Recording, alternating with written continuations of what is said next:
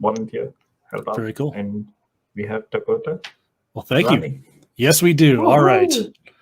There we go. Sorry about that. A lot of hoops. I got it figured out finally. No problem. Awesome. Well, everybody, this is Dakota. He's going to be telling us about why security pros should be embracing the CDK, and it is all yours. Awesome. So, guys, thanks so much for attending and bearing with me through my fighting with security settings relevant to the talk today. I'm Dakota Riley. I'm a security engineer at Steady, and I'm going to talk about specifically why I believe security professionals should embrace the CDK and kind of our story with our security and operations team and why I believe it's actually made our company more secure. So just start off just a little bit about Steady. We're a business-to-business SaaS software trading startup with a goal of processing every business-to-business transaction on the planet. We have team members literally everywhere. Kentucky, Poland, Australia, there's probably a Steady individual near you. I wouldn't be too surprised. And we use a mix of AWS native serverless services, SaaS tooling, and surprisingly, we orchestrate all of our serverless things with the AWS CDK. So diving into the talk itself, I kind of wanted to stick to 3 clear points why I believe the CDK will actually make you more secure. And the first being that it's probably going to make your IAM policies better across the company. The second being that it's really easy to put out flexible constructs for dev teams to meet security requirements and still do IAC the way they want to do it. And then lastly, you can benefit from your existing static analysis tooling. Cool. So before I dive into those points, just a quick recap on what an L2 construct is, because it's basically the boilerplate of my talk. So L2 constructs are what initially drew me to wanting to use the AWS CDK. Just because they let you worry less about writing like boilerplate CloudFormation code, bubblegum and shoestring 3 different CloudFormation resources together, and more about the configuration of your resource itself. They provide kind of a intent-based interface for configuring your resources. So as kind of a side effect of that, security-related configurations are actually much easier to do and reason about. An example included on my slide there is the bucket enforce SSL parameter. I'm sure if you work in a company where you have a security team and they're responsible for compliance, you've been nagged about enforcing encryption and transit on your S3 buckets, which was normally a bucket policy. This actually becomes a lot easier because you can literally just make a parameter change and you've met that requirement. So specifically, though, what I'm going to actually focus on is the way the L2 constructs have kind of wrapped IAM in a sane and accessible way. IAM hygiene in general is usually a big security problem at a lot of companies. It's very powerful for granting access. There's something like 8,000 different actions, and each of those actions support a number of different resource types and ARNs. However, it's not without a learning curve, right? It's one of those things where, especially like teams new to the cloud, it can end up being something that's just make it work so we can ship the code. In my past life as a security consultant, if I wanted to find the low-hanging fruit of security issues, I would usually go shake up a company's IAM policies and find problems there, right? So most of your L2 constructs that involve any type of access offer methods, native methods on the construct itself for common access patterns. And quite frankly, this blew my mind. I've spent a lot of time dabbling in JSON and IAM, but and I feel like longtime users of the CDK almost like take this for granted or may not even be aware it exists, but enables teams who are not necessarily IAM experts to easily discover these common access patterns and generate a least privileged IAM policy. If you're using the TypeScript CDK, you have IntelliSense, and we've got this at the earliest part of the SDLC in the developer's IDE. Just as a concrete example, we have kind of like a before and after, where on the left-hand side, we have a bit of CDK code, right? I used a role in this case for just a simple example, but pretty much almost any resource that has a role coupled with it or construct that has a role coupled with it, so a Lambda function or an EC2 instance can be used for this example. We're instantiating a table, and then we're granting write-level access to that table. So on the right-hand side, you can actually see what gets synthesized and deployed is a policy that has action scoped that ideal level of access, and it's scoped to that particular resource. And then, of course, that policy is attached to that role or that principal in this case. And it's important to call it too that like your dev teams are going to know, like they're writing the code, they're going to know what level of access they need to grant. They know they need to write to the DynamoDB table. What they might not know is the specific actions and ARNs involved in that. Oh, we're having some issues with slides.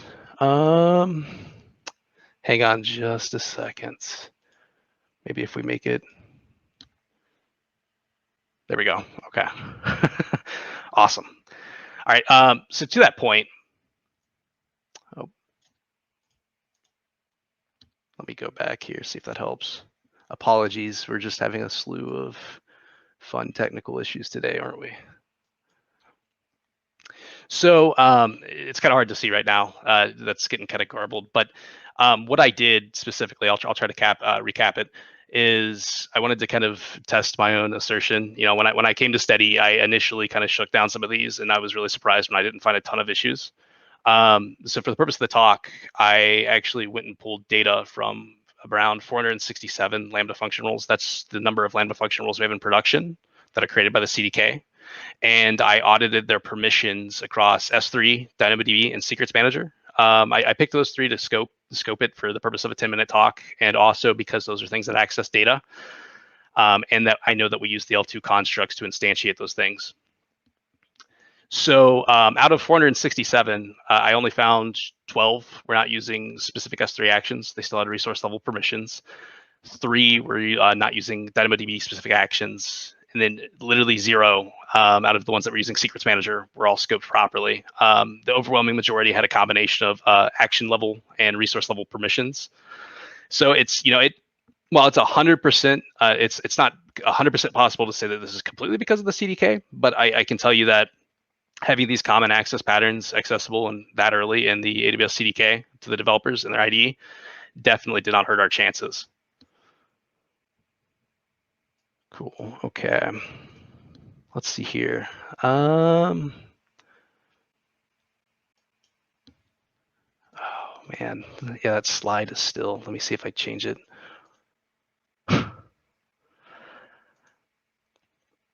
Okay. That's. I'll go ahead and I'll just roll through this one. But the next point of the talk is talking about templating out secure constructs to teams. So what you would actually see on my screen, if it was rendering correctly, is that we asked our service teams to protect their publicly facing API gateway endpoints with a WAF as part of our SOC 2 journey. We operate in the model that teams own their stack, fully like a full stack model, and we ask them to meet said requirements. So when we were going through this initially, we kind of discovered a few hiccups in the ask, in that the CloudFormation for working with WAF v2 is very verbose. That configuration itself kind of requires a little bit of security domain knowledge. It's not just pick up and go necessarily, because there's rule sets you have to apply. And then there was no existing L2 construct for the web application firewall. So surprise, surprise. Oh, too bad you can't actually see it, but we wrote a construct.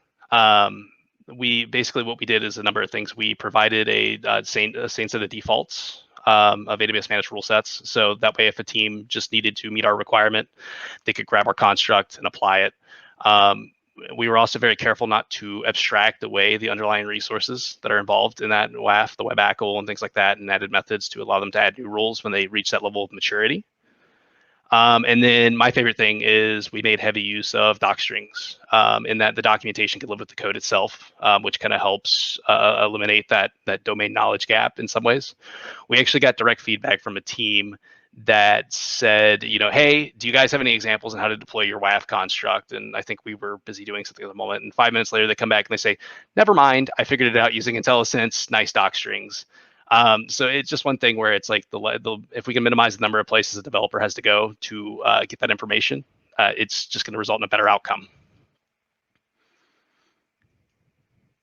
Okay, and to my last point, I wanted to briefly touch on static analysis because it felt weird talking about infrastructure as code security without talking about static analysis. So for those who don't know, static analysis is essentially just checking code for known bad patterns without actually executing it. And it's kind of been a hot button thing in infrastructure as code in general. And an adoption blocker at a lot of companies is, hey, we don't have the right tools in place to enable that technology. But one thing I want to call it with the CDK is because at the end of the day, it synthesizes to CloudFormation. So you can use the great ecosystem of CloudFormation static analysis tools that are available today. Two I've used in the past, which you would be able to see if the slides weren't messing up, are CF Guard and Checkov.